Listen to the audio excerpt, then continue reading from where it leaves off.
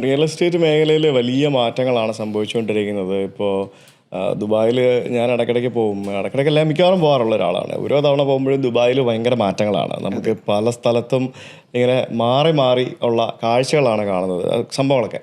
അവിടെയും നമ്മൾ ഈ പറഞ്ഞ പോലെ ദുബായ് ദുബായ് ദുബായ് എന്നുള്ളൊരു പേരാണ് നമ്മൾ എപ്പോഴും പറയുന്നത്. നമ്മൾ യു എ എന്ന് പോലും അല്ല പറയുന്നത്. അതും ദുബായുടെ മാർക്കറ്റിങ്ങിൻ്റെ ഒരു വലിയൊരു എക്സാമ്പിളാണ്.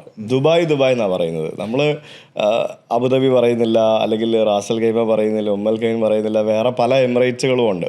ഇതെല്ലാവരും കൂടെ ചേർന്ന ഒരു യുണൈറ്റഡ് അറബ് എമിറേറ്റ്സ് എന്ന് പറയുന്ന ഒരു രാജ്യമാണ് എന്നുള്ള പലപ്പോഴും ആൾക്കാർ മറന്നുപോയി ദുബായ് എന്ന് തന്നെയാണ് നമ്മൾ പറയുന്നത്. അപ്പോൾ അതും ദുബായുടെ ഒരു വലിയ സക്സസ് ആണ്. അതെ, തീർച്ചയായിട്ടും. ദുബായ് മാത്രമല്ല, ഇപ്പോൾ ദുബായിലേക്കാൾ വലിയ റിയൽ എസ്റ്റേറ്റ് ഇൻവെസ്റ്റ്മെൻറ്റ് നടക്കുന്ന സ്ഥലം എന്ന് പറയുന്നത് റാസൽ ഖൈമയാണ്. റാസൽ ഖൈമയിലാണ് ലോകത്തെ എനിക്കുന്നു മിഡിൽ ഈസ്റ്റിലെ തന്നെ ഏറ്റവും വലിയൊരു കാസിനോ വരുന്നുണ്ട്. ദെൻ ഉബൽ കോയും ഡെവലപ്പ് ആവുന്നുണ്ട്. അബുദാബിയിൽ ഇപ്പോൾ നല്ല നല്ല പ്രൊജക്റ്റുകൾ അബുദാബിയിൽ വരുന്നുണ്ട്. എനിക്ക് തോന്നുന്നു ദുബായിൽ ജീവിക്കുന്നതിനേക്കാൾ കൂടുതൽ മലയാളികളുള്ളത് അബുദാബിയിലാണ്.